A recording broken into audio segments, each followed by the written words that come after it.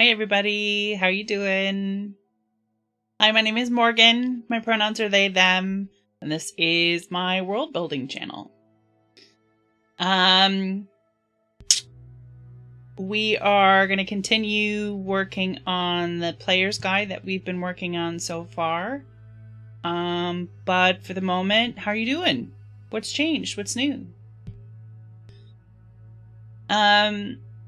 I've been working away like a busy bee as usual.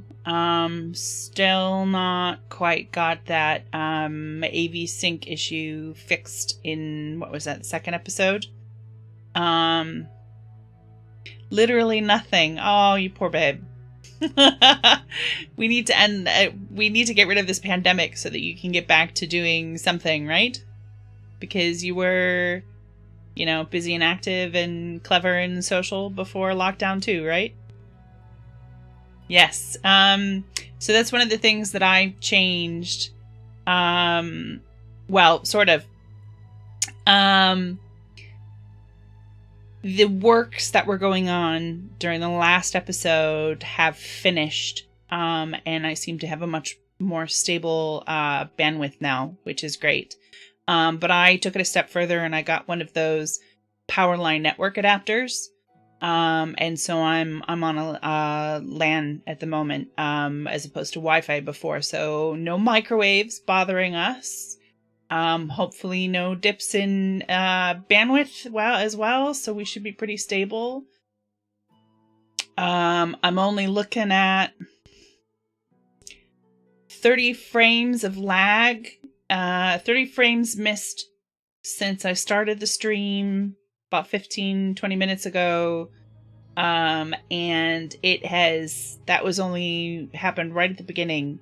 And that was rendering lag according to OBS. So looks like we're doing, tolerable. I'm not going to get my hopes up because, you know, it's been crazy. Well, the good news is that you can turn on the microwave, George, because I'm on a hardline now. Although you're not, so you might want to keep that into consideration. Yes, Kirkburn is my partner, George. So we're all in on it now.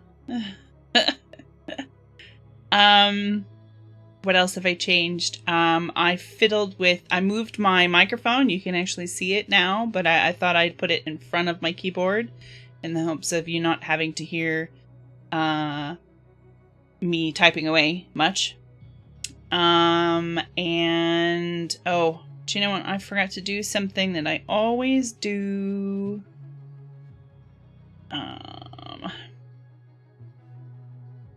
Hang on.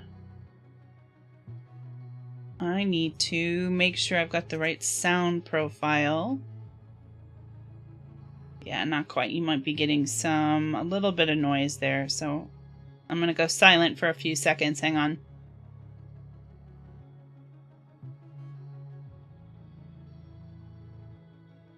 Okay, that should do it. There we go. Good. Okay, so no more noise. Yeah, I'm sorry to say, Rick, but you can really tell that it's your laptop microphone. Unfortunately, see, I got this one for 18 quid a couple years ago, for playing D&D with, actually, because I wanted to be able to breathe into the microphone, because I was playing an Air Genasi.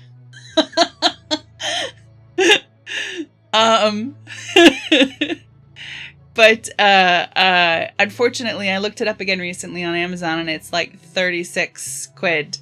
Yes, ASMR, very. It was funny. I think, see, very shortly into the game, the DM had to resurrect me, and I wound up being a half elf, which very upset this character because they thought elves were trash.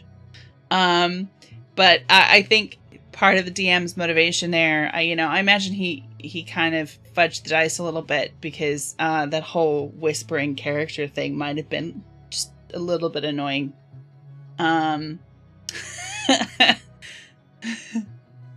I think there are better ones you can get in that price range, though. I'd have a look around. The really famous one is the Blue Yeti, which is another USB mic, condenser mic. I'm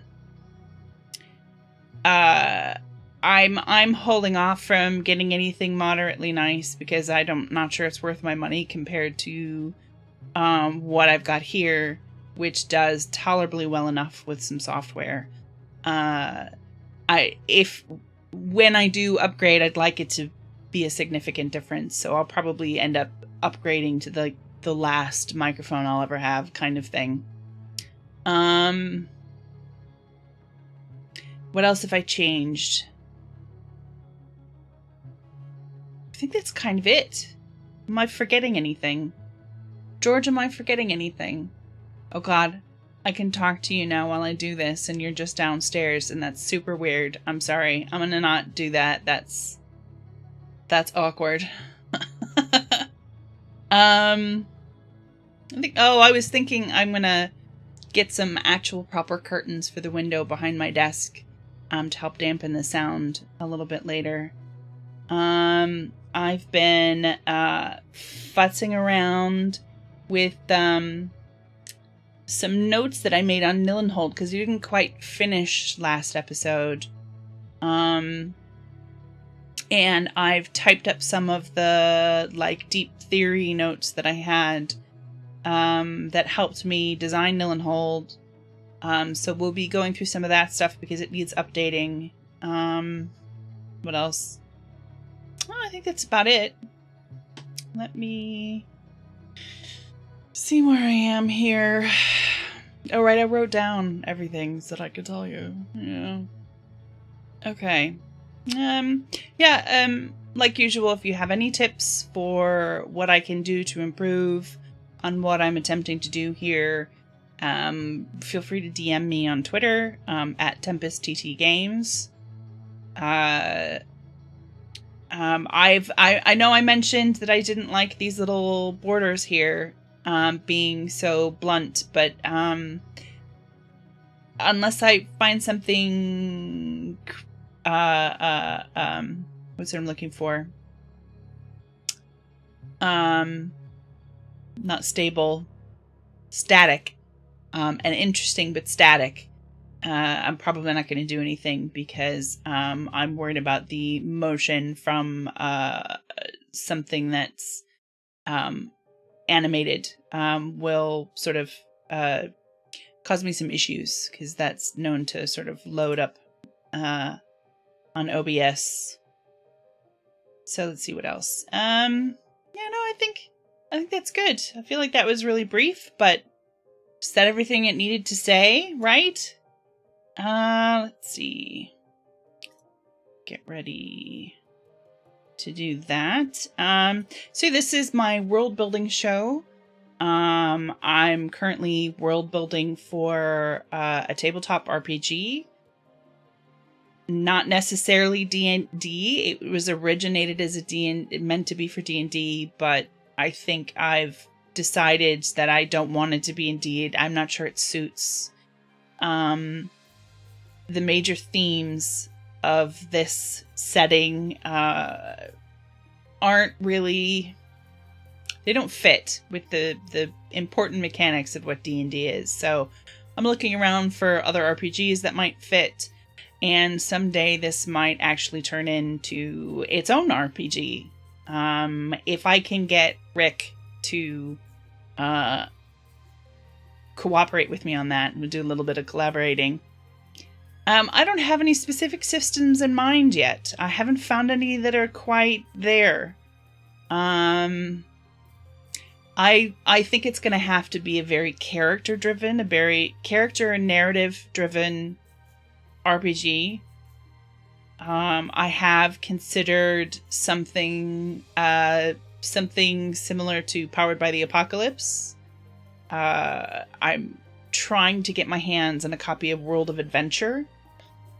I'm not sure what edition they're on at the moment, so couldn't quite find... Wasn't sure what the right copy of that was, so if anybody knows what I'm supposed to be looking for, I'd appreciate that. But I do love the idea of designing my own TTRPG that's specifically for dealing with narrative conflicts related to trauma. Trauma being one of the major themes in this particular setting. World of Adventure is a hack of powered by the apocalypse. So it's sort of a breakaway, a slight breaking away from Dungeon World. Okay, let us get started. There we go. We're on the stream. Let's see, can I? Oh, I can disable preview so that it takes less from my computer. I'm learning all the tricks and things now. Although I can't see myself, so let's just not move. Okay, where are we? So, last episode we worked on Nillynhold. And we got through pretty much all of it. Except for government. Because I'm not sure I'd really given it a lot of serious consideration before. Specifically to government. However, what I did do is I made up a list of people, important people, and I got some advice from a video somewhere on YouTube from one of the several guru DMs. And I cannot for the life of me find out which video this is from. I think it might have been not related to the actual topic of the video because I've been through several that were directly related and I can't figure out which it is. So without watching every D&D video that I've ever watched, the many hundreds of them, I can't really find it. I've asked in a couple places and nobody seems to know. So the advice is essentially that if you're creating an organization, whether that's a faction or a town or just an organization of people, and you don't automatically immediately know how your players are going to be interacting with that organization, you don't know what the hooks are going to be that lead them in, you can set up the organization ahead of time so that you can just whip it out whenever needed by filling about 6 or 7 roles for NPCs within the organization. And generally speaking, the idea is that however your players end up getting hooked into the organization, you should have an NPC already prepared that will fulfill the needs of whatever is going on. So the positions are, you've got boss, you've got a lieutenant, you've got 2 or 3 minions, then you've got a special, and then you've got an expert.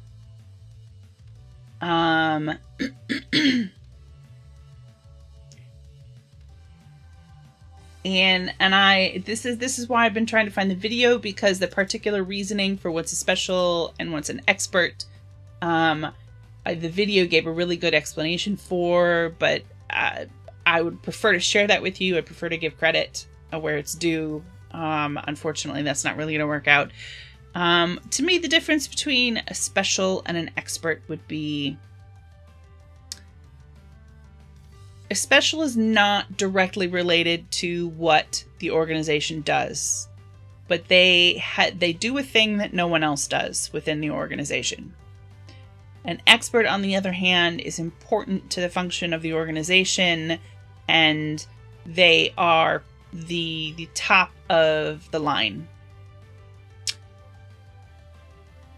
Yeah, I suppose it's like a wild card. That would make sense. That would absolutely make sense. So these are my NPCs who are on that list in Nillynhold. You've got Lord Guntav, who is the boss, and I've just written out some descriptive words for this person. Just brainstorming, basically. If you look at my stat blocks that I use, which is right here, I make a stat block for all of my NPCs. If they're not going to fight ever, then they don't get like a monster stat block. They get one of these that I fill out. So you see right there, I've bolded flight. So this is an NPC that's going to run away in at the site of conflict. Then their occupation. So for, say we were doing one for Lord Guntav. So Lord Guntav is, I still need to figure out what caste he was in before all of this started. There are several options. All right, help me out here.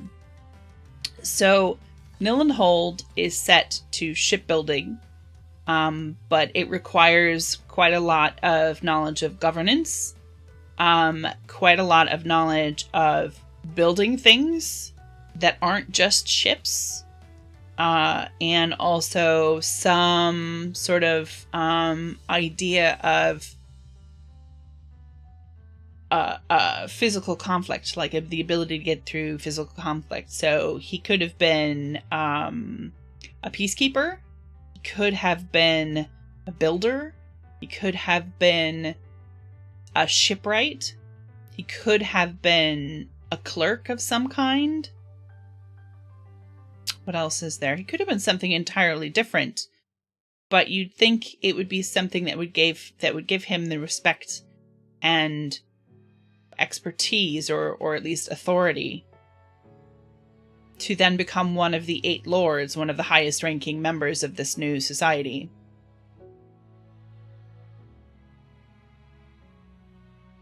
I feel like maybe he was a peacekeeper, but one of the peacekeepers that ended up becoming what's known today as a steward. So the evolution of the peacekeepers is they would have been created by the elves, so that the humans would police themselves. But over time, I think everyone has conflicts that you'd really appreciate to have, having someone who isn't involved there, to help you come to a resolution. So I think the peacekeepers not belonging to the castes that they policed would be naturals for mediating situations, and this is how they became stewards. So the peacekeepers would have people who were known more as mediators than as police. And quite possibly these are the most known and respected members of that society post-occupation. Hi, Kat. Nice to see you. Don't worry about lurking. What are you having for dinner? Is it gonna be good? More chicken and rice?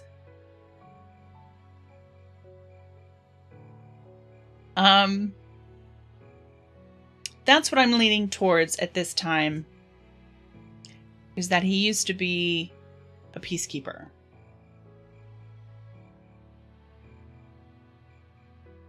Yes, I absolutely agree with that statement. Definitely, yeah. Quite likely all 8 of the lords were peacekeepers, or at the very least clerks of some kind, like high-ranking administrators who knew the elves and knew how things ran. Quite possibly also one of the lords is actually one of the magic users from the farmer's caste. That's quite a lot of natural power as opposed to social power. Okay, so we're going to put Lord of... Oh, hang on. I'm going to... Lord Guntav. Oh, that sounds delicious.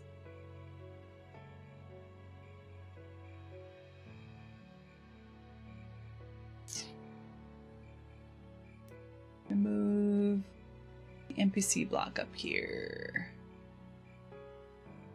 There we go. Okay. So Lord Guntav, having been a peacekeeper, probably would fight if he was presented with physical conflict. So I'll have to do a monster style stat block for him at some point. Occupation, Lord of East Timbaland, which is the municipal region that he's in charge of, with the eightdom, or the lorddom, rather. So the next thing I do, and probably the most important,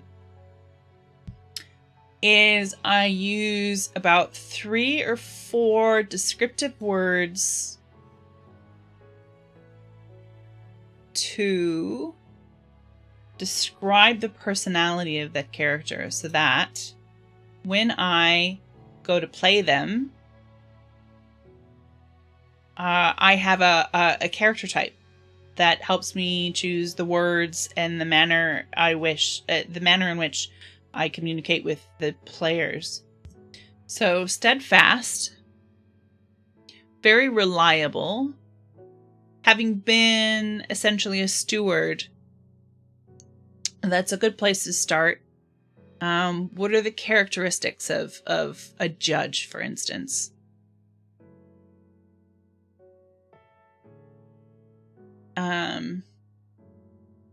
Neutral. So, for instance, lack of imagination. Ooh, that's got some baggage, Rick. What are you thinking there? Stern, sure.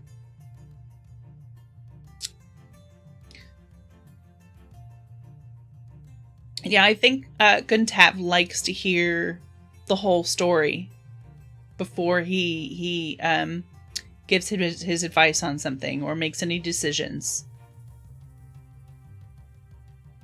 Steadfast.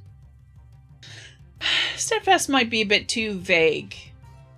Well, I suppose it really matters. What does the word evoke in me? And when I think of a person being the DM, that's what's most important. So when I think of a person who's steadfast, I think of someone who's reliable, someone who's kind of a rock. And that even gives me a bit of a visual thing. So like when I'm playing the character, if I'm thinking about a rock, I'll even sort of adjust the way I sit.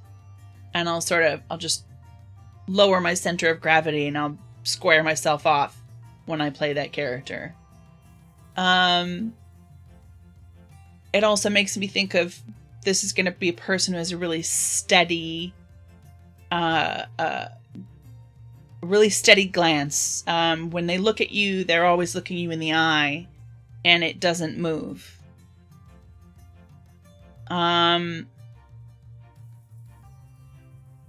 Which might be slightly different to a sort of judge type character, someone who enjoys their own power. I'm not. Ooh. I'm sure there are going to be some people who are like that. Most definitely. I'm not sure that's this guy.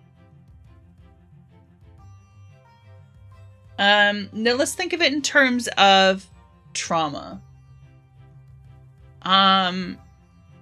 What is a positive quality of someone who is capable of mediating an arbitration, but who's experienced a lot of trauma? Someone who might have CPTSD. Yes, you're absolutely right. Cold rationality. I quite like that. Rational. Yes. Unemotional. You can always narrow these down. Neutral can mean a lot of things, but like I said, because it's written for me and I'm the DM, I need to choose words that aren't good for other people.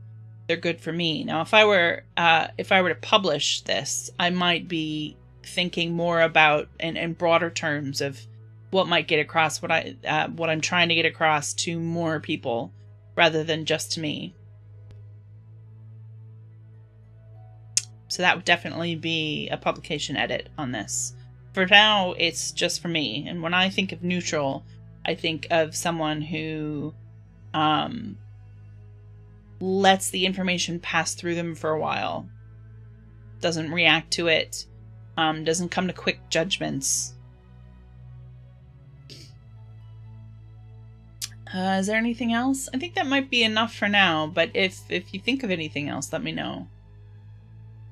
Okay, let's see. These ones, facts known, preconceptions, wants, and needs. Now, this one might be better off sort of lowered down because it's more campaign specific. Analysis paralysis. That would be an interesting flaw for him to have for sure. Yeah.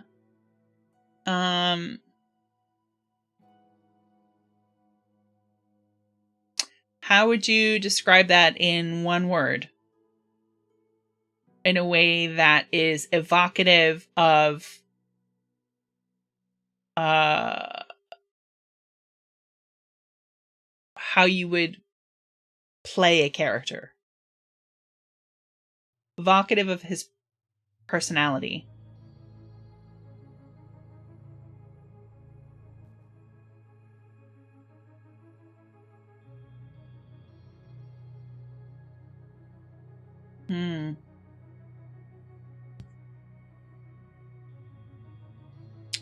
Let's see. Easily, or rather, I'm gonna write easily overwhelmed. 2 words is okay if you need to do it. Overthinking.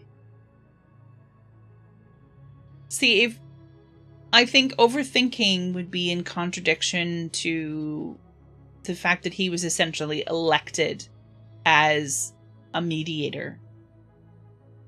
If he overthinks things, it's not likely to make him a very good judge or a very good mediator. But I can understand someone having a tendency towards becoming overwhelmed when things get complicated, still making a decent judge or mediator. See, avoiding choices also is not a very judgely personality trait. Okay, so I'm not going to fill these out, because they tend to be more campaign specific, these ones. The least of which are these 2, preconceptions and wants and needs. So preconceptions are essentially the ideas that made this person who they are. Let's see if I can come up with any examples. I will look at my other list here. Have I got any? Might not be in here. I think I'm going to have to go into the adventures. What? Where are we at?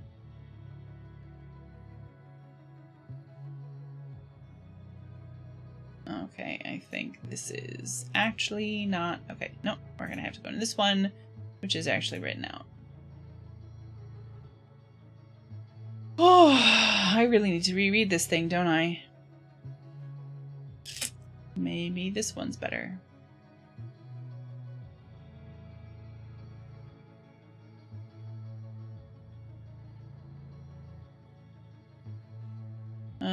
Okay, here we go.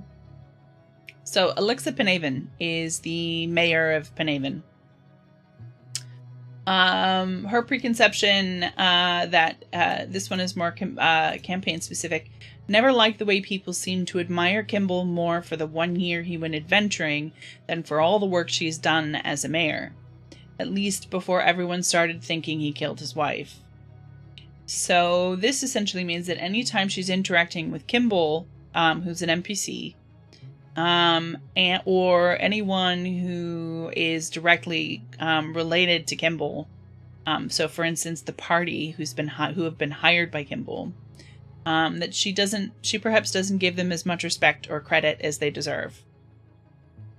Wants and needs, they can be immediate, they can be general. So for instance, Alexa loves Penhaven more than anything. It is her top priority, probably even above her own children. She will do anything for the sake of the village. That's really important. So when it comes down to if she has to make a choice, and this is quite relevant to the initial adventure in the campaign, if she has to make a choice between her child and the health of the village, she will side with the village. And then facts known is the section where basically anything that is immediately relevant to the campaign, to any information that the players are going to need to know, that all goes in facts known. That way, every time someone asks you a question about a character or asks the NPC for specific information, you can check if it's there. Then you can then you give that out. If it's not there, then you assume that they don't know it.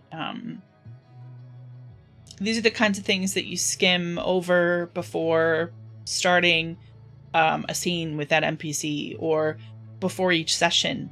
You skim over the stuff so you know exactly where it is and you need to go. And then loot. If for some reason this NPC is likely to get attacked through the process of an adventure, they might have some loot on them that's important. I mean, Guntav won't have any loot. Because if you kill him, then you are an asshole. And a murder hobo. And you probably shouldn't be playing with me. Hi Heather! How you doing? You having a good night?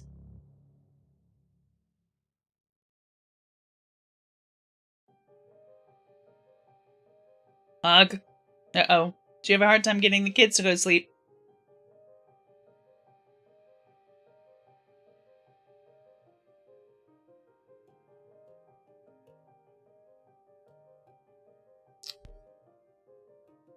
And it's okay. We'll cheer you up with some fancy schmancy world building. Oh, poor girl.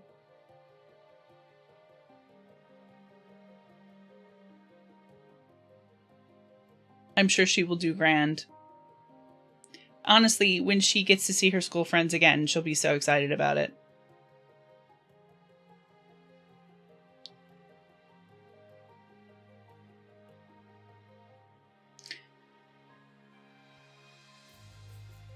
Okay, let's see. Where are we at?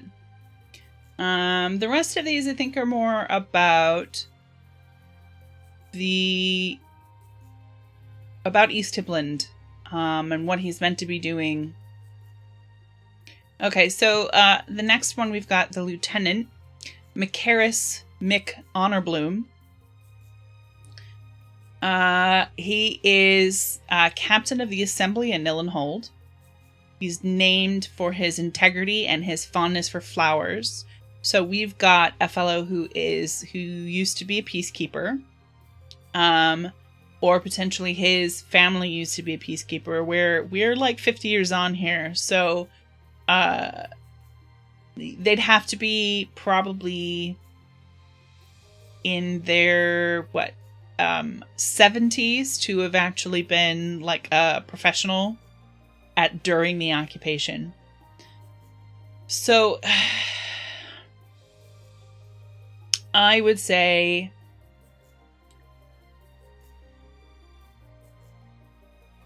the type of person who would have been taken on to be captain of Nillynhold's assembly would have been mature at the time of the second market talk. So we're talking probably 40s or 50s. And that was, let me consult my timeline.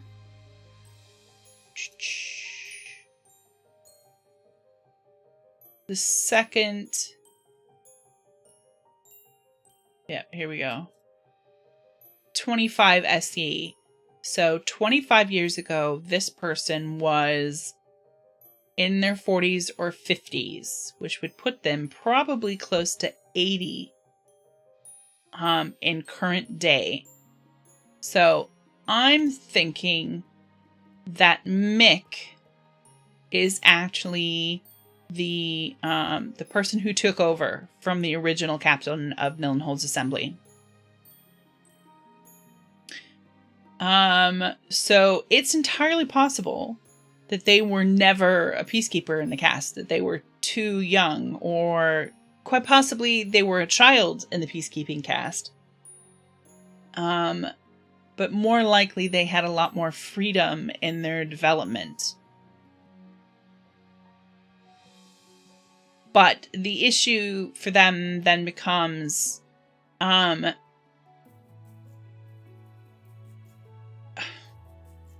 I want to get into surnames? That feels like quite the tangent. Okay, we're gonna pause that one for a little bit, and once we get to the end of this list of names, then we'll talk about surnames. So, let's see. Okay, so he was set. So this position, the captain of Nillynhold's assembly, was set the task of developing a code of conduct. So one of his jobs is to go with, and generally most of these people, well, definitely Guntav and Mick,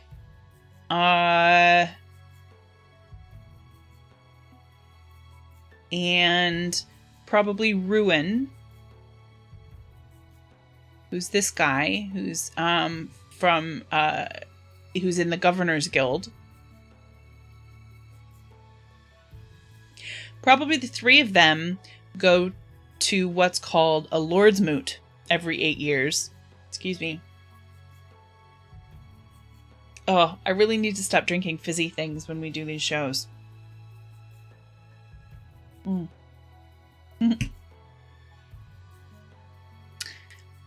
So every 8 years, all 8 lords get together and they discuss their progress and how well they've been doing.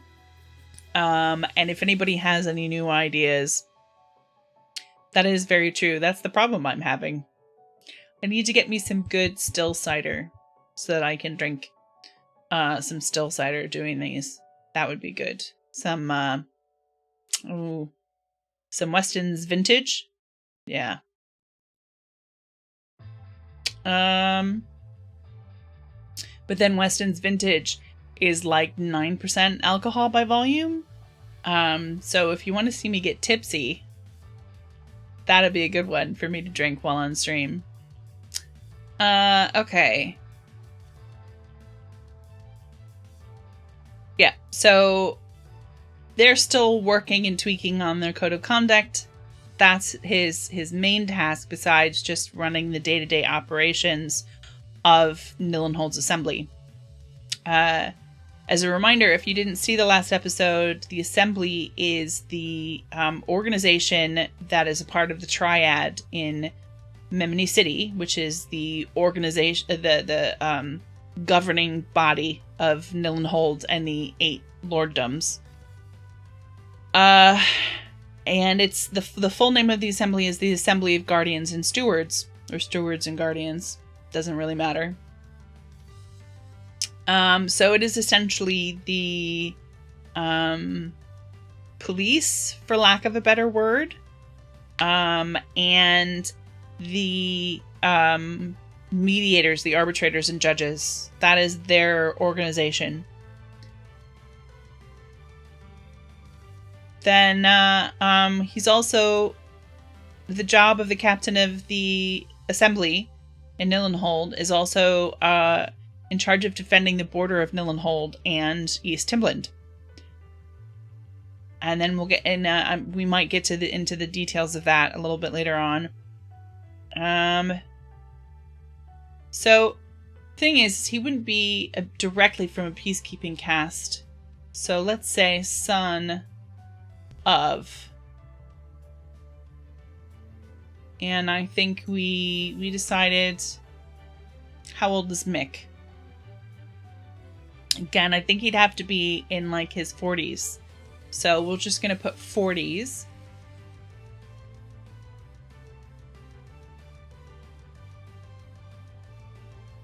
Son of a peacekeeper.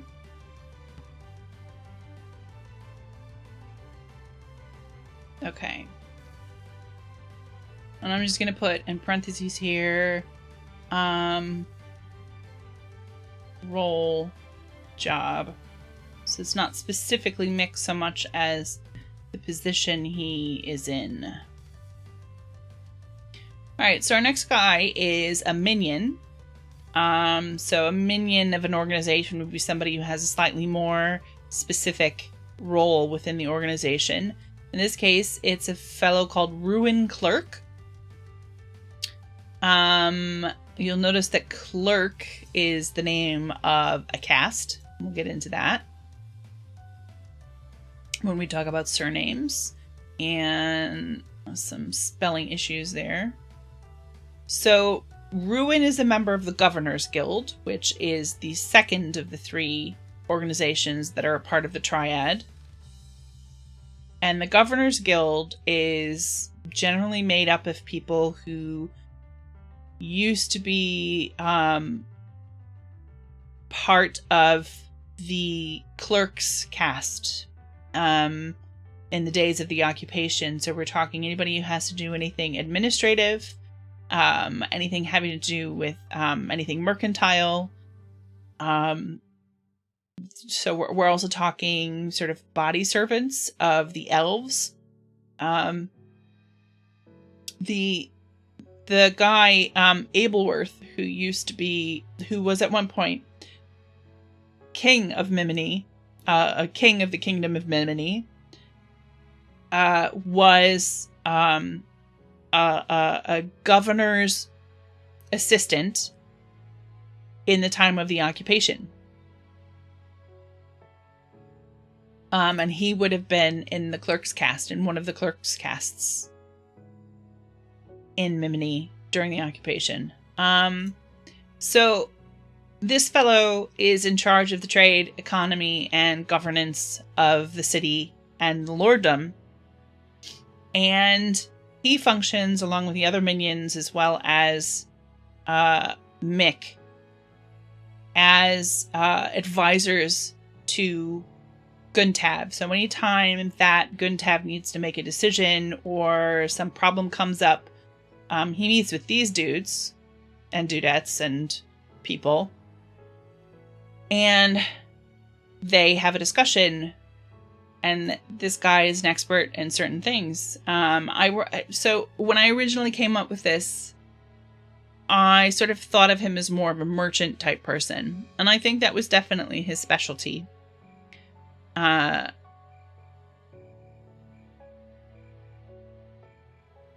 I put down he manages public commodities, but I feel like that's just a bit too specific and vague at the same time.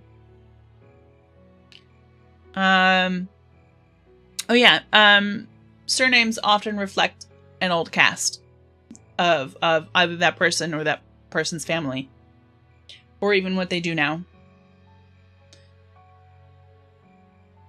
Let's see. So, how in charge of trade, economy, and governance? How can we be more specific on that?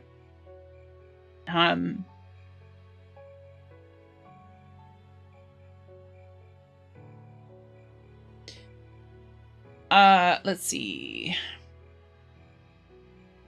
In charge of Nillynhold's treasury. I would say more like an accountant.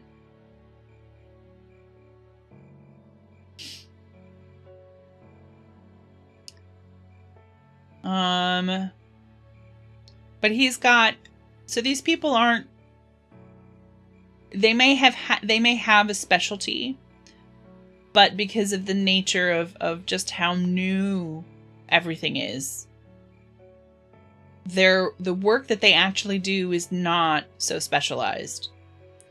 So Ruin would have his fingers in just about every pot having to do with administration, from trade to money to how do you describe that? Like, what do you call like a local authority other than a local authority? Like the job that the local authority does.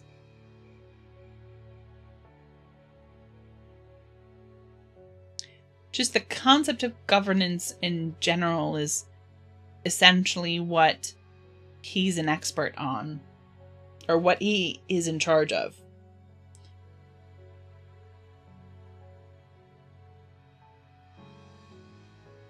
I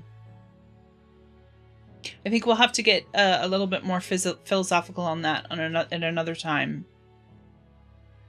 Unless you can think of something. So, our second minion is Ryknos Stonecracker, who owns and runs the quarry. So, he's not dissimilar from Gareth Wood, who is a logger who owns and runs essentially a logging company. And both of them, and I think this was a name that I came up with for the groups of people who left to establish the 8 lorddoms. They were called the First Flight. And that's something I may want to note somewhere. But I'm not sure I have it written anywhere but here. Anyway, the idea that I had, actually, let's put that in my theory section. Text. First Flight. So, let's see. At the establishment of the 8 lorddoms, people promised themselves. I didn't tell you about a theory section. We've used it several times, like in every episode.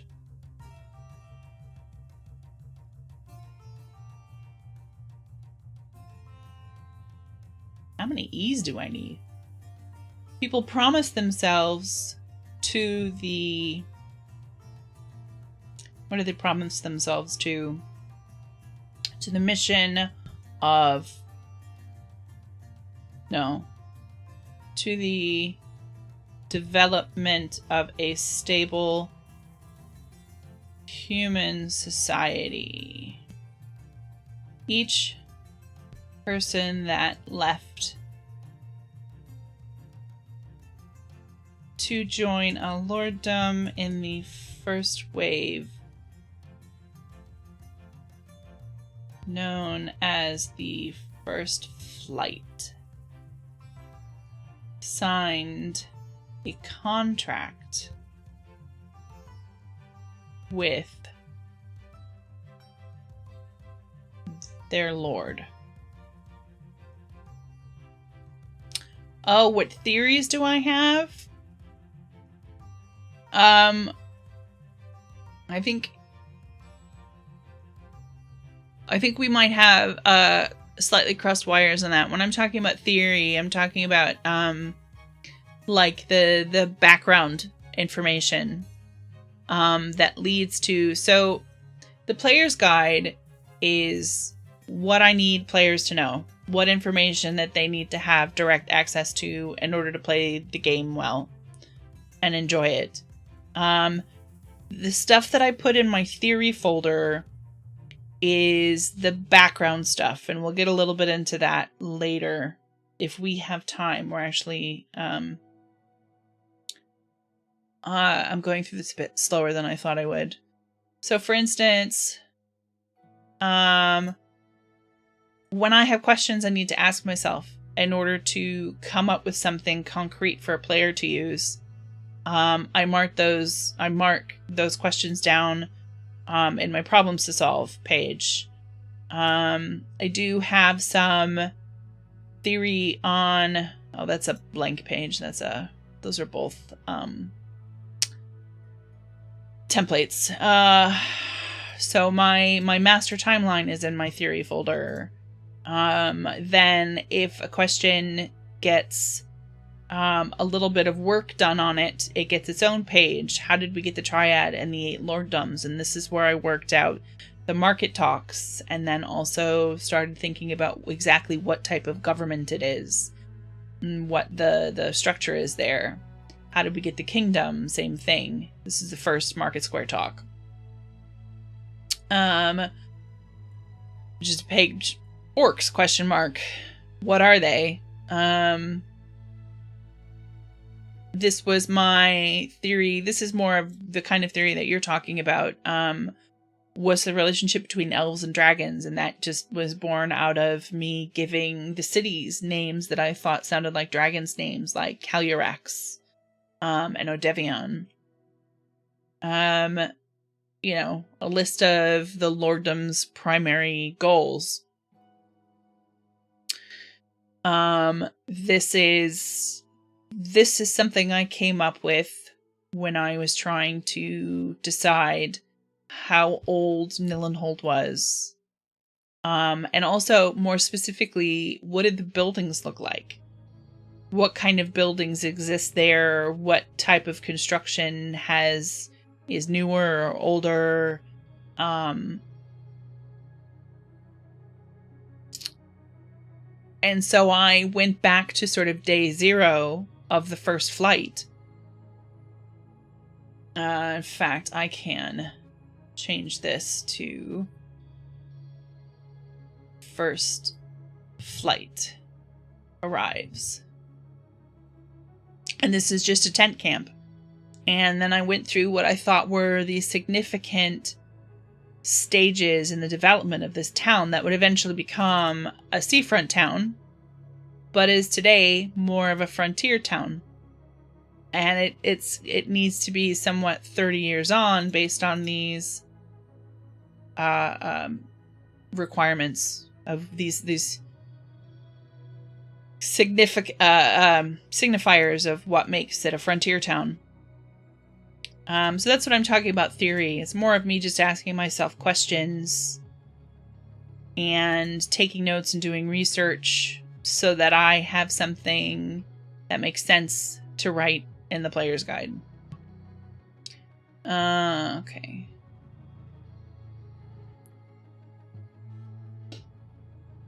Here we go. So these guys, part of their contract with Lord Guntav, part of their first flight contract, that needs a fancy name. First, I'll set that aside. So part of their contract was that they would fulfill their promises, which is essentially the large majority of their work is for free. So the Lord can warrant writ. Those are good. The Lord can ask them for their product. In this case, it's either stone or wood in order to complete the work that's directly related to the success of the lorddom. So anytime he needs wood for building ships, it's Gareth Wood's job to provide that wood. And the same with the quarry. Any time that Lord Guntav needs to add a wall he goes to Ryknos and gets wood for free. In return, the contract has like a I think it's if we go with like common indentured servitude times, we're talking like 7 years is a really common period. Although I imagine it would be quite longer than that in this case. We're talking like maybe the length of a generation, maybe 35 years or something like that. So perhaps the first flight is actually nearing the end of their contract at this point. Now, for fellows like Ryknos and Gareth, they still have to continue providing their materials for free, specifically to Lord Guntav.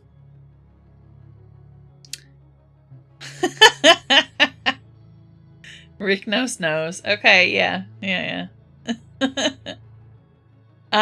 Do you know what it's a weird thing that I keep coming up with characters whose names can be shortened to Rick, Ryknos, Rickart.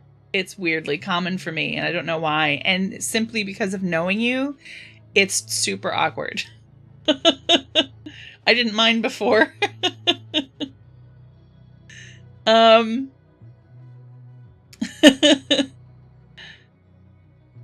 Yep. So if anyone else wants wood, they're perfectly willing to ask. Obviously, any jobs that are being done for Guntav, for Nillynhold, take priority. But people for building their own homes can go to Gareth and buy wood off of Gareth. Or trade for wood off of Gareth. I'm not sure there's really money in this setting. But that's their job. They're entirely essential to the functioning of East England. But they're also slightly, private. They're not public servants. They work for themselves, but also for Nillynhold. Those are our 3 minions. Now we've got our first special.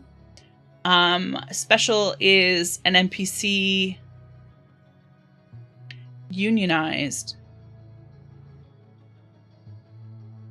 I think I think the spirit of that is probably quite similar to what's going on here. But he is the only one of his kind in this lorddom. There's not really other people in which to have a union in the sense of a group of people who stand up for each other, for each other's rights. Same with a guild. There's just not enough people for that. The only people within scores of miles who do the job that Ryknos and Gareth do are Ryknos and Gareth and the, maybe dozen or so people who work immediately for them. And that's it. But as members of the first flight and their responsibilities to the lorddom, that's almost guild-like, or that's almost union-like. But really, it's just down to the contract. It's the promises that they made in joining the first flight that both they have to uphold, but also Lord Guntav does, because he made promises that are all a part of that. Rounder is a bandit spy. And this is where we get into some really interesting environmental conflict going on here. We talked about splinter groups in the first session, the first episode. Well, there are certainly going to be lots of groups of bandits roaming around the countryside. And Rounder was one of them. However, she decided that she'd rather be around more civilized people instead of the anarchy of these bandit communes, or whatever you might want to call them, established settlements. Nobody knew how to do anything. Nobody gave any thought to who was in charge, other than, who could kill the most people and win a fight.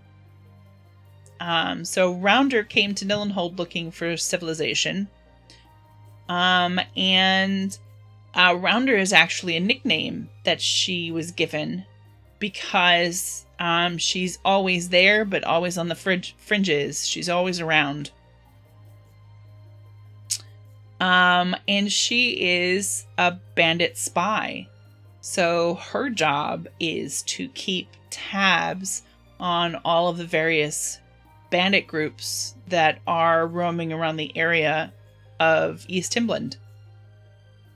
She's very essential to... She works a lot with Mick, who is in charge of fending off those bandits if they ever show up. Then we've got, and I really kind of like this name. Charm is his nickname. Charmeed Wright. And he is the shipwright. And he's another one of these fellows who is probably the son of the original shipwright. So the original, the shipwright from the first flight is probably, dead at this point because the kind of work they do is quite potentially dangerous, and very hard on the body. And I think that's what I'm gonna... No.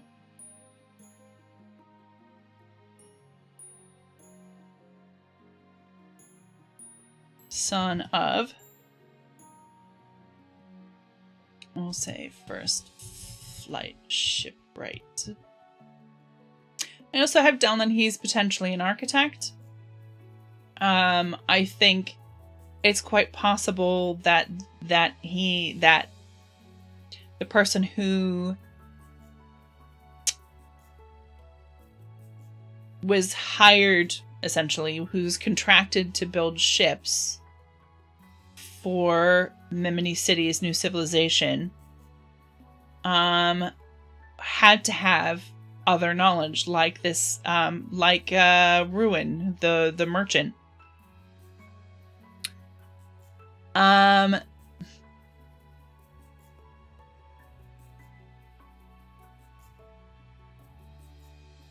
I think there's possibly not enough people, possibly not enough expertise for... I don't know if that's true, because again, we're going on about castes being really small with very specific knowledge, and someone who's a builder, because architect's not the right word for that, builder, would have really quite different knowledge, probably. Builder, oh.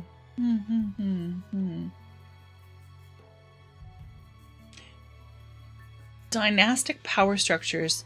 I suppose that might be the case.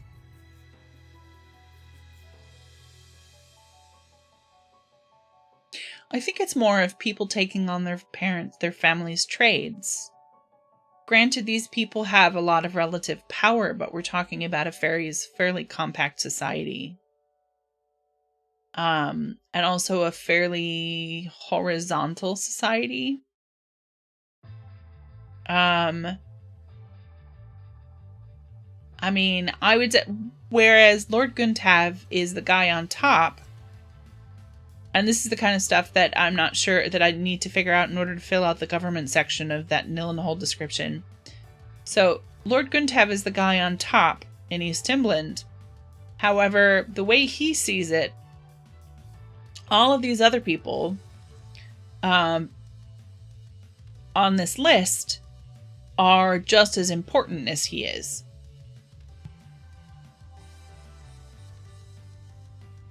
And likely they have just as much respect and power within the town. And then everyone else is basically everyone else. There aren't any formal structures anywhere. So it's essentially... And this is why jobs like Ruins and... let's see. and Mick, Mick trying to establish a code of conduct. Ruin trying to establish formal concepts of trade and economy and governance. These are still ongoing because right now, I think that people are largely just doing what seems natural.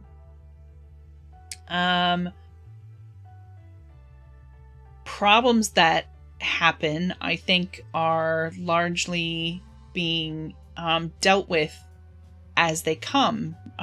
They can't anticipate things because they just don't have the knowledge and experience to anticipate issues that might come up. So they're always reacting rather than being proactive. So things like children taking over, someone's child taking over as a shipwright is just on the basis that perhaps Charm was most available to learn all of the things that his father knew. So I think possibly to call it a dynasty makes assumptions on the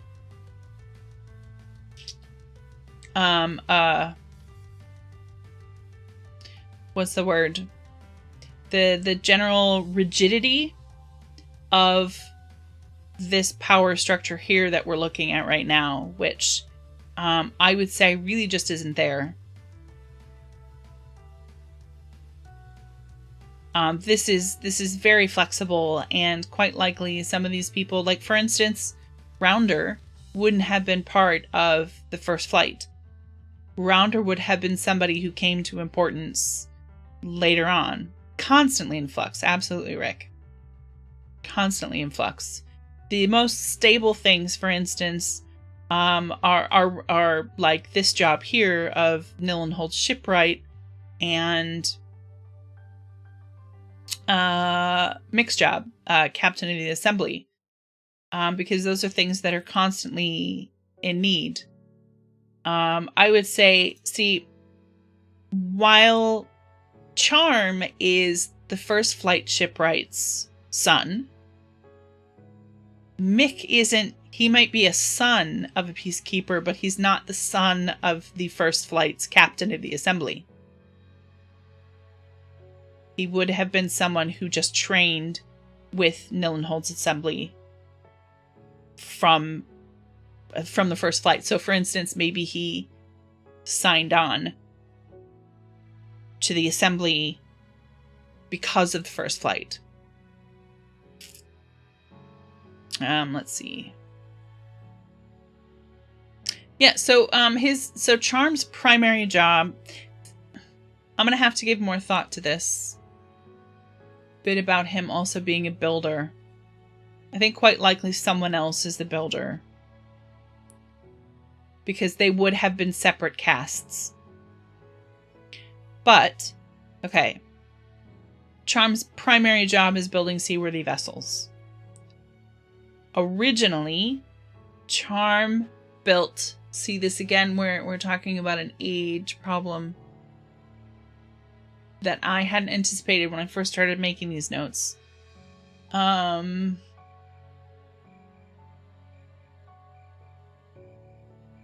Father used to build dinghies and fishing vessels for the elves. Yeah.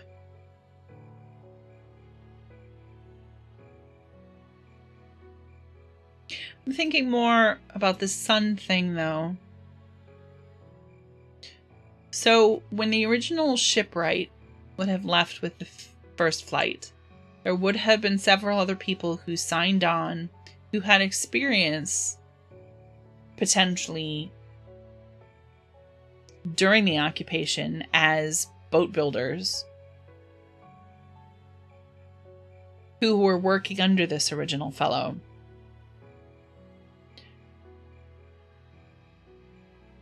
So if the son took over instead, as opposed to... But quite possibly when...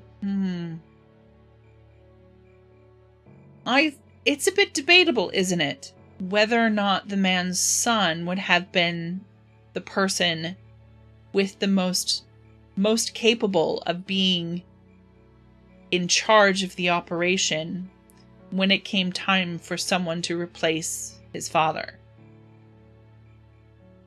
And given that they don't have any assumptions that any, as Rick put it, dynastic assumptions, is that the way it would have gone? What do you think? Do you guys have any input on that?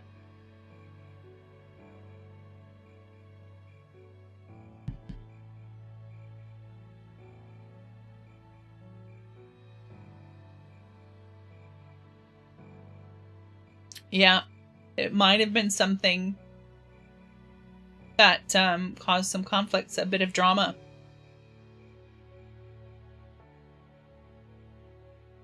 A few years back. Calcified power structures. See, that's where I want to avoid. I think that's why I want to avoid the concept of dynasties right now. Is because things are still so unknown.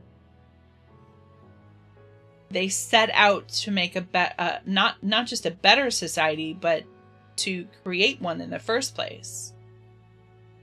So by nature, with that goal in mind of achieving something grand that's specifically for humans, I think they would have been constantly tweaking things and changing them. So it's really unlikely that any of this would have time to calcify, to become rigid, for anyone to become set in their ways. I mean, I don't even think Guntav is actually the original Lord.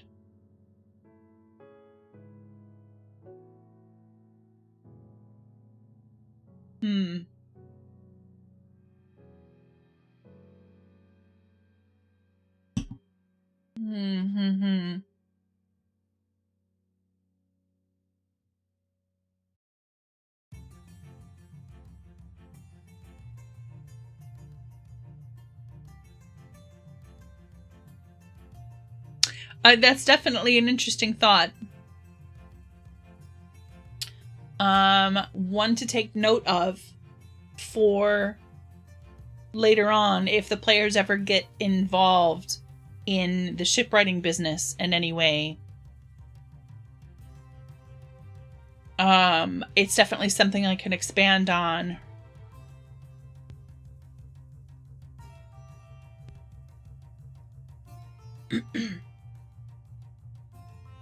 I'm going to put a question mark on this.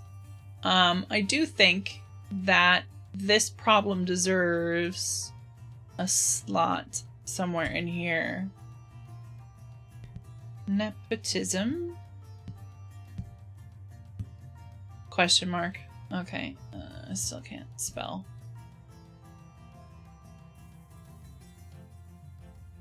Just nepotism question mark. Is that a thing that's possible? Maybe we should make a whole page for this and expand a little bit.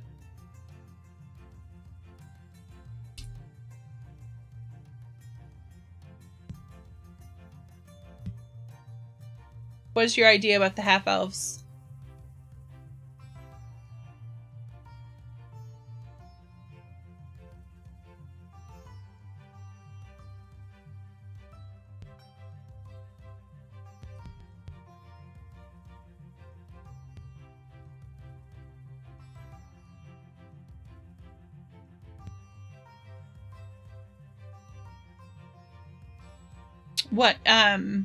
What would you say is elven magic?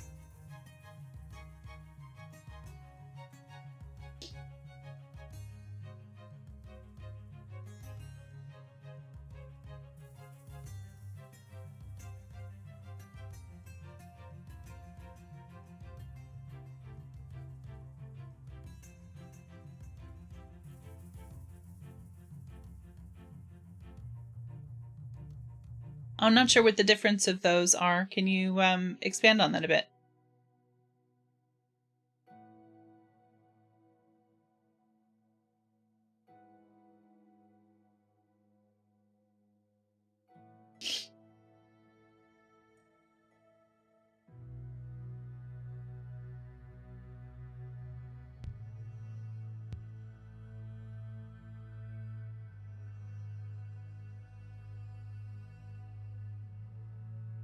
Oh, but see, the humans weren't allowed magic. The fact that the humans have magic at all is a fluke, and they were taught it by the elves, by one elf.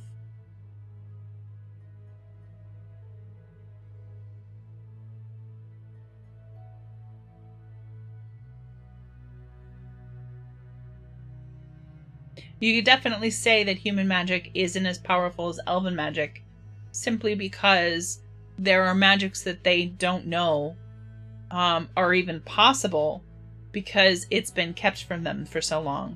So in this setting, if we're talking in terms of D&D,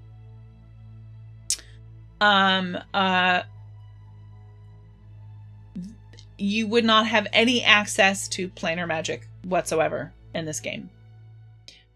Enjoy your dinner, Kat. Thanks for popping in. It's nice to have you.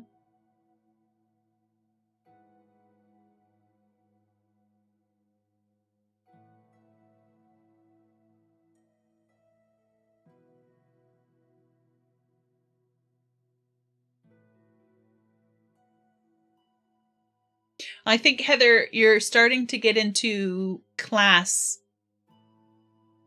Obviously, depending on the RPG system, that's more RPG mechanics. And I think for now, I want to stay a little bit more system agnostic, which would mean that basically I should probably avoid anything that gets too mechanical. Let's see. Because, I mean, I definitely...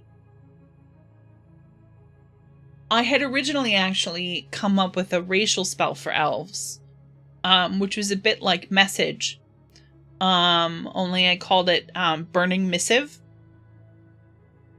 which is essentially, it's a planar magic where the elf can have an item uses as a reagent an item that is personal to people that they know. So all elves tend to have like a little pouch on them at all times that includes like little bits like rings and trinkets and maybe dolls or, you know, small things that they were given to by someone who's important to them so that they can use them to send missives to someone that they know regardless of where they are in the universe. It's called Burning Missive because it has like a 20% chance of failure. And it's like the fabric of the world has to rip apart in order for the spellcaster to send this letter through, and it arrives, you know, this little letter flutters down from space somewhere, there's always like, it's always singed on the edge, and that sort of gives you the idea that it's not a totally reliable magic, that it's kind of jury-rigged, forced by the elves, by these academics who wanted to do a thing and decided they would do it in any way they could possibly manage. And so they are constantly ripping open the fabric of the universe in order to send letters to each other. Like in Supernatural. That's vaguely familiar. I think I was thinking a lot of kind of Harry Potter, actually.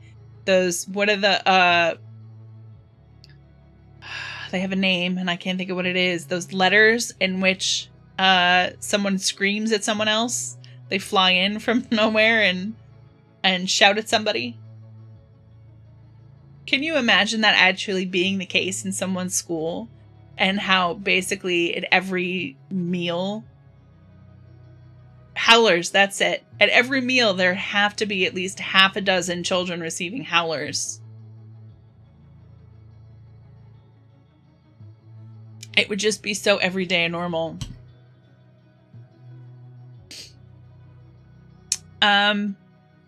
So I would say that there's definitely like racial magic here in the sense that it's magic that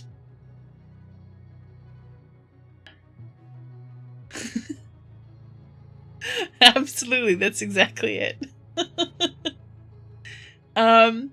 It's racial in the sense that there are magics that only these people have thought of doing, or this particular culture decided that it was a thing that they needed, and then it spread. That's the only reason it's racial. And also it's possible that something that would be considered racial is also something that they teach their children, regardless of what their class ends up being, whatever their occupation ends up being. So someone might be an academic within the realm, within magic, magic academic, or wizard, for instance, if we're talking D&D. And they know the spell, but also someone who's just a builder would also know the spell, because it's something that's taught to everyone within that particular culture. So, I mean, I don't know if we're talking not D&D, what you could call that, like a cultural spell or a cultural feature. So rather than it being racial, it would be cultural. And the reason you could say in this case that it's largely only elves who know Burning Missive is because they're so ethnocentric, ethnically isolated, xenophobic. So half-elves being hunted because they have some kind of genetic feature that is dangerous to be out in the world, not under the elves' purview. Or rather just dangerous in general, because they could have kept them within the society, couldn't they?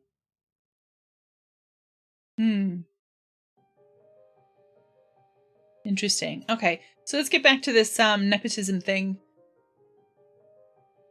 In a society that's still creating itself and evolving, does nepotism exist in a world that doesn't assume a legacy? Because where would they get that idea from? I would even say that the elves sort of rubbed that idea out of their culture in the way that they would take children away and send them to another caste. This is a thing that we haven't talked about before. I'm pretty sure that there is something called an aptitude exam test. The exam is not very fantasy. So at a young age, Heather, we're talking developmental cycles here. What is the age at which children start to have a strong sense of self? Is that like 5, 6, 7? Not strong, but start to develop a sense of self.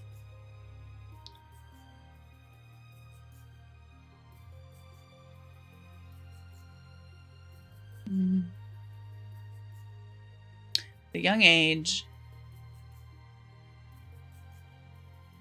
children were were tested for their aptitude toward 4 for aptitude 4. Elliot had that at 2. Wow.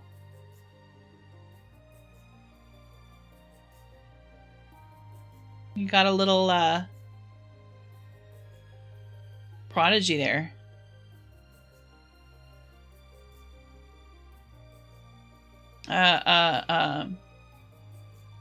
Specific work for we'll just do work aptitudes.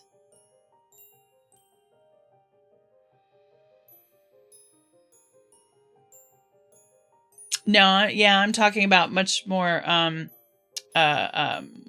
internal than knowing that their feet, that it's their face they see in a mirror. I basically, essentially, like, what is the youngest a person can be before you can start deciding what work that they're going to be good at as they age.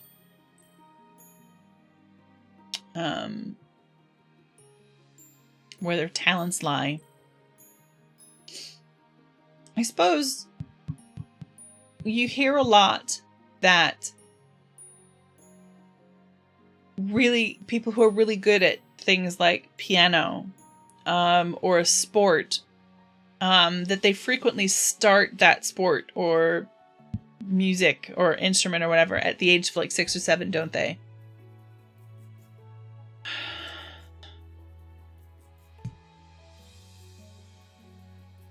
Say 6 or 7.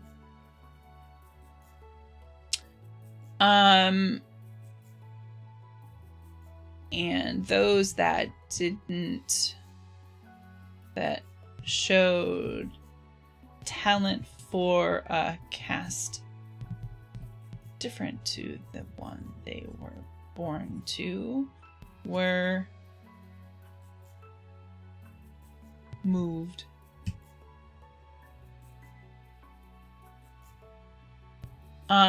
I think that this is a thing that continued past the occupation.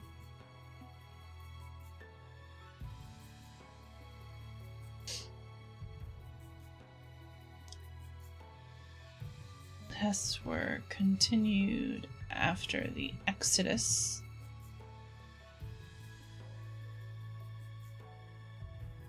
And are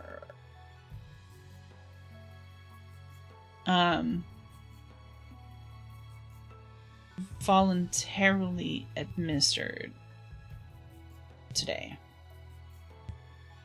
So people are still taking these tests. Obviously, because of genetics, it's highly likely that your family is going to be just as good or nearly as good as you are at a thing that you're good at. Especially in a caste where people tend to only, in a system, in a society where people tend to only breed with people who are also good at the same thing.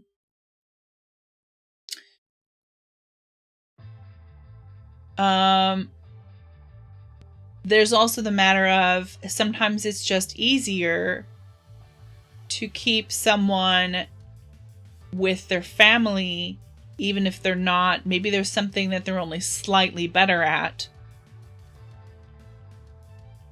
But because the margin isn't great enough, you would act in favor of them staying with their family group for, less drama, basically. I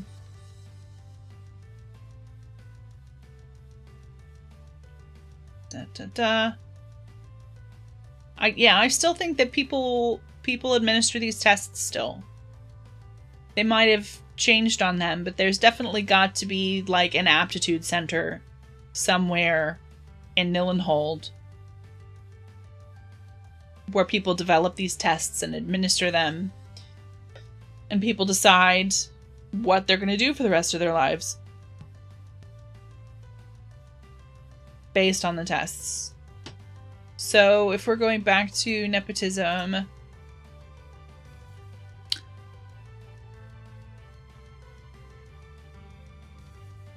Oh, yeah. Yeah. Quite likely that's a clerk's cast job, probably. And there's probably a single cast ward that administers them. It's also possible that maybe this is something the elves do, actually, as part of their ongoing research.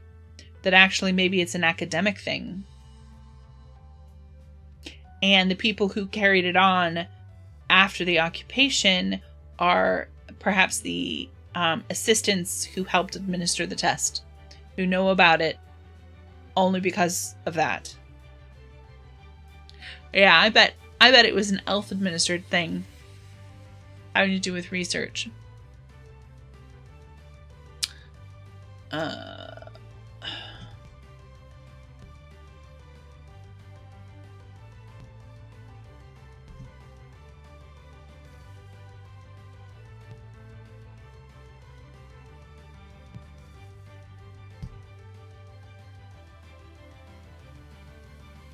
Human assistance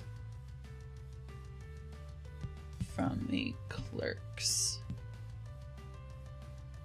Clerk cast. There we go. Okay, so if you don't really have a sense of legacy to begin with, that if it's possible that your children can be taken away and moved somewhere else in the city and you'll never see them again,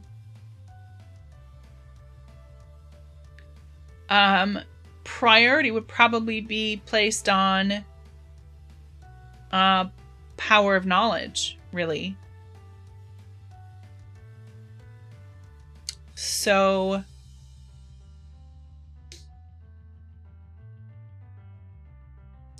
our guy Charmeed here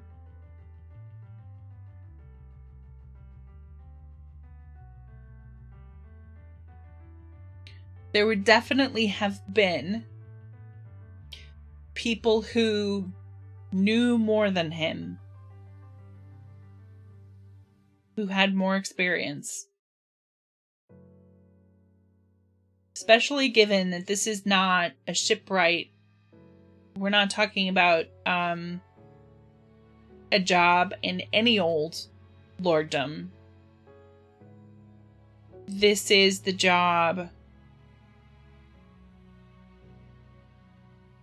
in the lorddom that this is the job of jobs for shipwrights. So the first flight, Nillynhold's first flight, would have included several people who knew boat building. And several people who were young and inexperienced with boat building, but who had all been that cast. So it's entirely plausible that almost an entire boat building cast ward would have been in Nillynhold's first flight.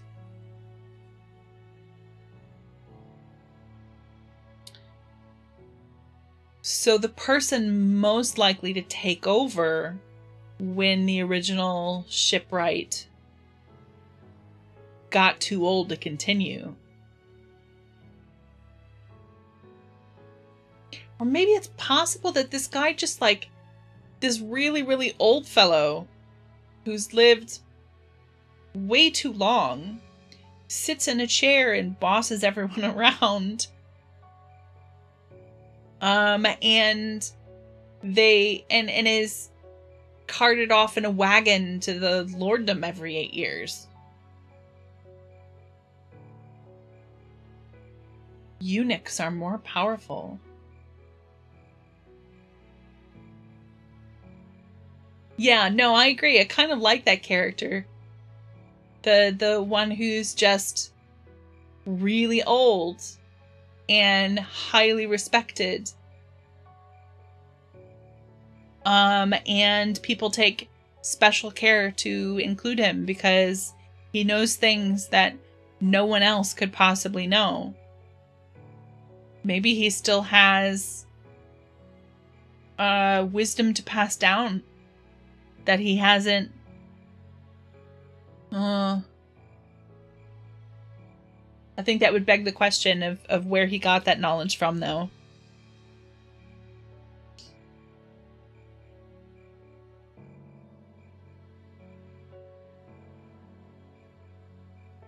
Oh, I just had a sudden imagining of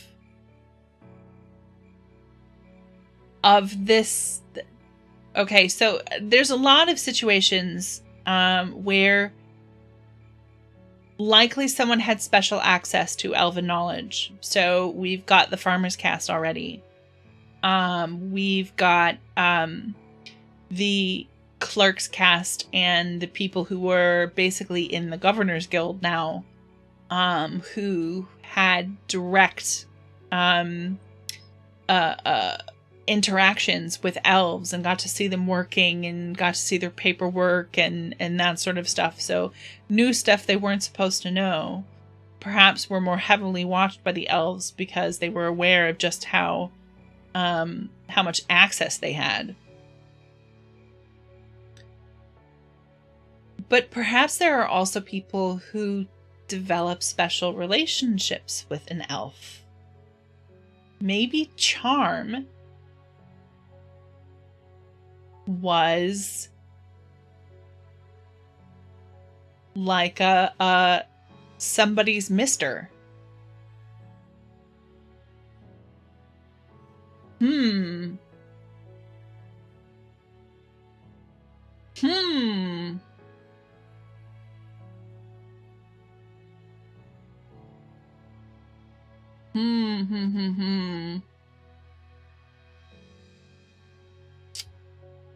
Okay. Somebody's mister. I think maybe charm isn't even a guy. Let's make this a woman. I'm cool with that. Somebody's mistress.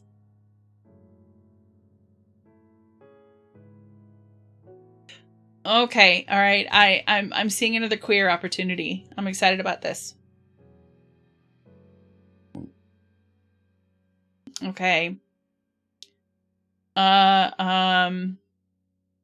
Romantically involved with their elven teacher. Mimine's old shipwright. What's her name? I need an elven name of a woman. I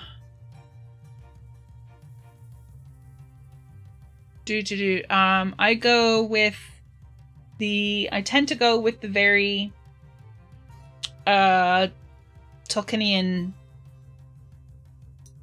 naming elven names.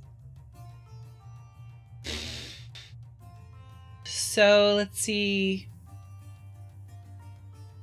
What are some of my elves' names? And half elves. So Moonstone is an elven surname. Silver Skin.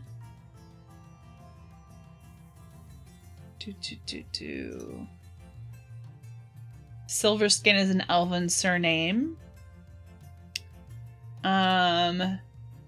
Elgalor Goldworthy is a man's elven name. No, that's a name he gave himself.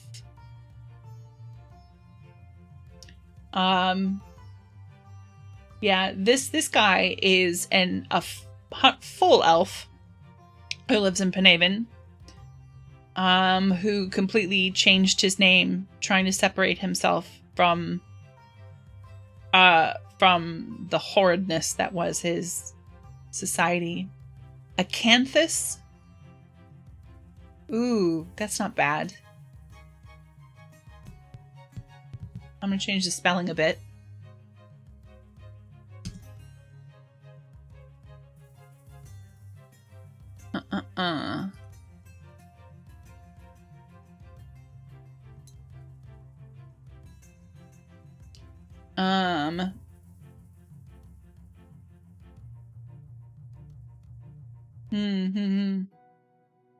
Yeah, it sounds familiar to me.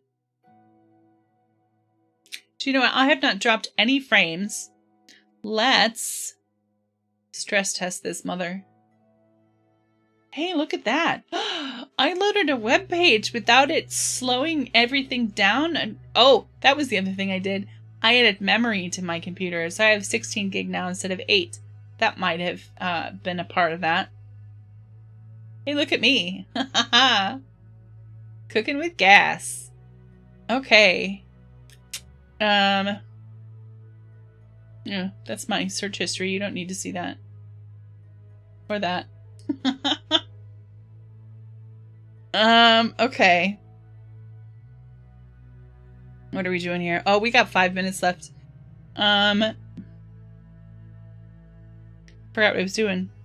I get distracted in my excitement about not causing my computer to implode.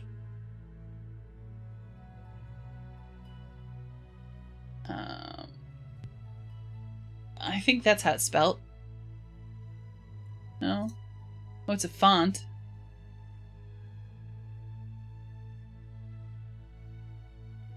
Bear's breeches? Ah, there. Yeah, okay, with the U, definitely. That's nice. Let's look at the images. Oh, I quite like that plant. It's very woodland. Rick, you clever sod. Wherever did you get that from? I want some now. I'm gonna have to find some acanthus. Graham! Oh, I love Graham now. Graham's my favorite. Is he really? Oh, wow. That's excellent.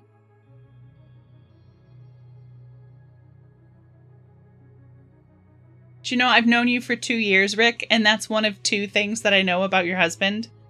That first being his name. Annoyingly talented. I know what you mean.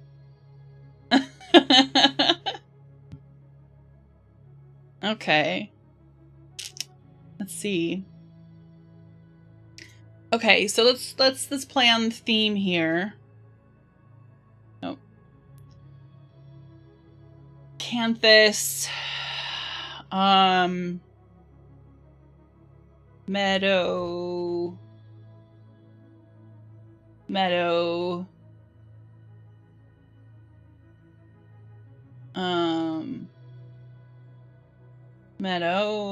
Meadowlark. We'll just do Meadowlark. That's super basic. We might think of something better later.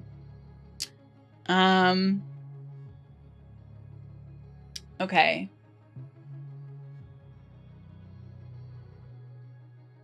Knows things she shouldn't know. Alright. That's good. Okay, we're gonna get rid of that too. We're gonna say old. Sorry, elderly people of the world. I'm not young enough to actually be this dramatic about age, but she's really up there. Sits in a city bossing ship builders around. Has to be carded. The Crypt Keeper.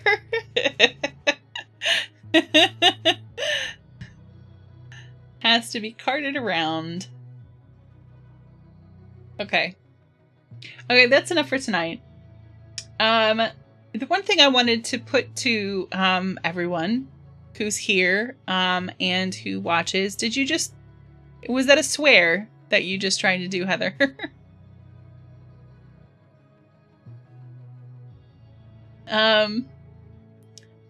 Oh yeah, it doesn't like when you post links. Sorry. We'll leave the GIF swapping to Discord or the like. Heather and I really like our GIFs. I could like just solely communicate in GIFs if people would let me and didn't get super annoyed about it.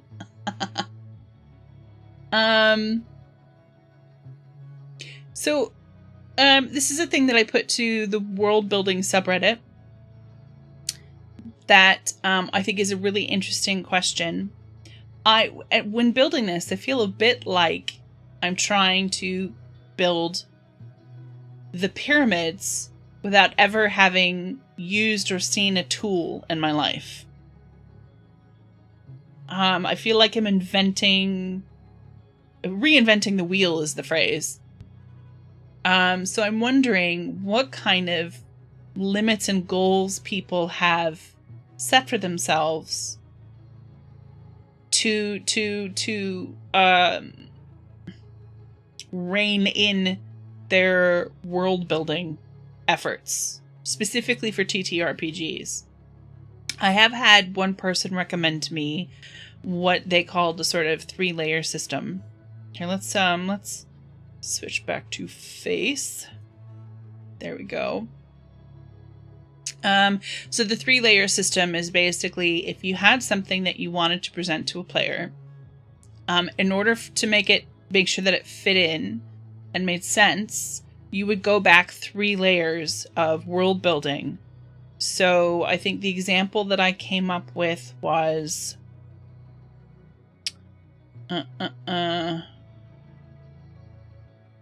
here we go. So in Kinde or in Wadaluna, people tend to use aspirational caste or occupational surnames. So either they use the name of their caste or of their family's caste, or if they were performing a different occupation to the one that their family's caste did, they might use their occupational name as a name. Or like, for instance, Mick, whose surname is Honorbloom, it was an aspirational name that was given to him. Something that they like, something that they appreciate. So in Penhaven, there's a fellow called Gus Taverner because he runs the tavern. There's, let's see, who else? Come on now. No, that's not right. Why do I keep clicking on the wrong one? Here we go. Have we got anybody else who's got? No, I've got some names on there that probably aren't appropriate anymore. We've got the Penhavens who name themselves after their town, which is after their village, which is named after the geographic features in the area.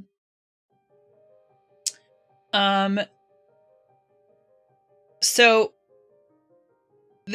what you're presenting to the player is this use of names. But in order to go back, in order to make it make sense and be able to explain to a player why, so you go back 3 layers. The first layer is you just ask yourself why. Why do they use their names this way? First layer, because they don't actually have second names.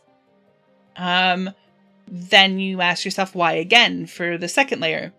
And the answer to that would be because they used to live in isolated caste groups under the elven occupation. So they didn't need surnames. They just knew each other. These groups were only maybe, at most like less than 200 people each. So there was no need to have surnames. Then you ask yourself why again to get to the third layer. And that was because the elves thought they were less volatile in smaller groups with less knowledge available to them. So they might not, your third layer and your original concept might not seem related. Aspirational surnames don't necessarily seem related to the elves feeling that they needed to keep humans in smaller groups in order to control them better. But you've got these little layers that you've gone through in order to just connect things together, to connect your world together, because, those layers, they might lead to something else. It's an interesting idea. I feel like it's totally possible for 3 layers to be too many on certain things. I think we're it's unlikely we're going to get into a situation where my players are going to need to know that the elves think that humans were too volatile to keep in groups larger than 200. But it's an idea. It's something. It's a framework. And I'm wondering if there are others out there like that. There's always the knee-jerk, you know, only do the world building that you need to do. Only do the world building that your players ask you to do. But that's exactly what it is. It's knee-jerk, and I think it's also a bit too vague to be a rule or a guideline. If you know of any world building books that are specifically about what you need to come up with and why in order to world build, ideally specifically for tabletop role-playing games, I'd love to hear your recommendations. Please DM me on Twitter at Tempest TT Games, and I'd love to hear your ideas. If you can find that post of mine on r/worldbuilding, post to it and let me know what you think. Otherwise, it's getting late. Have a good night. It was nice to see everyone today. Thanks for coming around, and thanks for watching my videos. See you around. Bye.